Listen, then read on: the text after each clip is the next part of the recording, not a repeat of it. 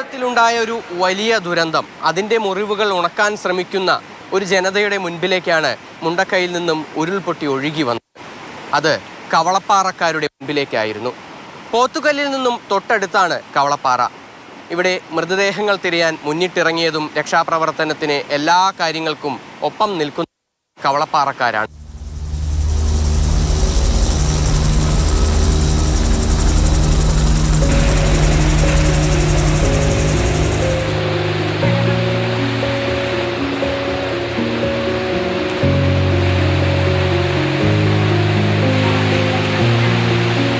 ലീല ചേച്ചിയും ബിൻസി ചേച്ചിയും ഉൾപ്പെടെ നിരവധി ആളുകൾ ഇവിടെ എത്തി ഈ ഒഴുകിയെത്തുന്ന മൃതദേഹങ്ങൾ കരയ്ക്കെത്തിക്കുന്നതിനും അതിനോടൊപ്പം തന്നെ അവ ആളുകളിലേക്ക് എത്തിക്കുന്നതിനും വേണ്ടിയുള്ള സഹായങ്ങളെല്ലാം തന്നെ ഇവിടെ ചെയ്യുകയാണ്. കവളപ്പാറ എന്ന് പറഞ്ഞാൽ ഞങ്ങൾ ഒരു ഏരിയ മൊത്തം അവിടെ കുടുംബം 2 സൈഡിലായിട്ട് ഇടിഞ്ഞു വന്നു. നടുക്കൊരു കൂനൽ മാത്രം കുറച്ച് വീടുകൾ ബാക്കിയായി.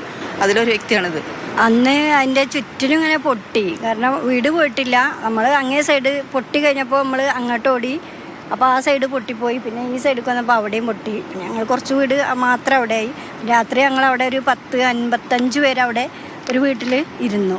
പിന്നെ രാവിലെ ഒരു 7 മണിയൊക്കെ ആയപ്പോൾ പിന്നെ പുറത്തുനിന്ന് ആൾ വന്നിട്ട് പാലൊക്കെ കെട്ടിയിട്ട് ഞങ്ങളെ പുറത്തോട്ട് കൊണ്ടുവന്നു. പരിചയമുള്ള ഒരുപാട് ആളുകളുടെ ജീവൻ പോയി. ഒരുപാട് ആള്, അതിലെല്ലാവരെയും ഞങ്ങൾക്കറിയാം. എല്ലാം ഞങ്ങളൊരു വാർഡാണ്.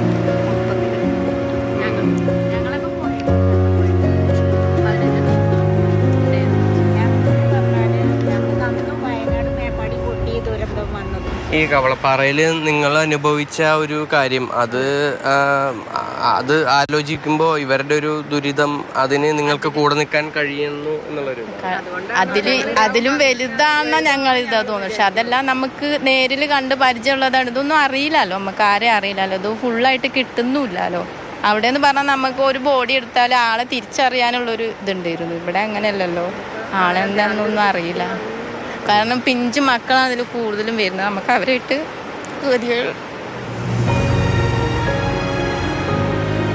ഇത് അതിലേറെ കുറച്ചും കൂടി ശക്തമായി ഞങ്ങളെ വളരെയധികം വേദനിപ്പിക്കുന്നതായിപ്പോയി.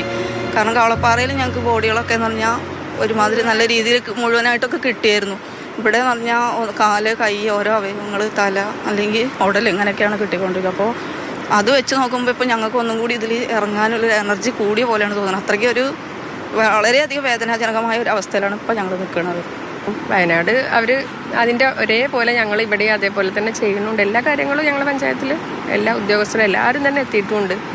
മലയാളികൾ മൊത്തത്തിൽ പോത്തല് പഞ്ചായത്തിലും വയനാടുമായിട്ടുണ്ട്. ഇപ്പോൾ ഞങ്ങൾ ഇവിടെ ഉള്ള ആൾക്കാരെന്താ വിചാരിച്ചെന്നോ, വെള്ളം ആണ് വന്നിട്ടുണ്ടാവുള്ളൂ. ഇങ്ങനെ ശവം വരുന്ന ഞങ്ങളെ ഈ പോത്തല് പഞ്ചായത്ത് നല്ല ഒരാൾക്കാരും വിചാരിച്ചിട്ടില്ല. രാവിലെ 6 മണിക്കൊരു ശവം കണ്ടു, പിന്നൊരു ശവം കണ്ടു. അപ്പോഴാണ് ഇത് ശവമാണ് കൂടുതൽ പോകുന്നത്. ഞങ്ങൾക്ക് ബുദ്ധിമുട്ടിയ വേറെ മരങ്ങളോ ഒന്നും ഞങ്ങളെ ചാലിയാറിൽ വന്നില്ല. ഈ ശവം മാത്രം ചാലിയാറിൽ ഇപ്പോൾ വന്നുള്ളൂ. അതാണ് ഞങ്ങളെ ബുദ്ധിമുട്ട് ഏറ്റവും.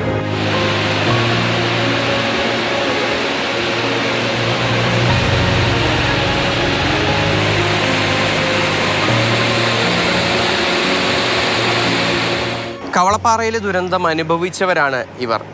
പക്ഷേ അവർ അനുഭവിച്ചതിനേക്കാൾ എത്രയോ ഇരട്ടിയാണ് ഇപ്പോൾ വയനാട്ടിലെ ജനത അനുഭവിക്കുന്നതെന്നാണ് ഇവർ പറയുന്നത്. അതുകൊണ്ട് തന്നെ കൈമൈ മറന്ന് അവരെല്ലാവരും കൂടെ നിൽക്കുന്നു.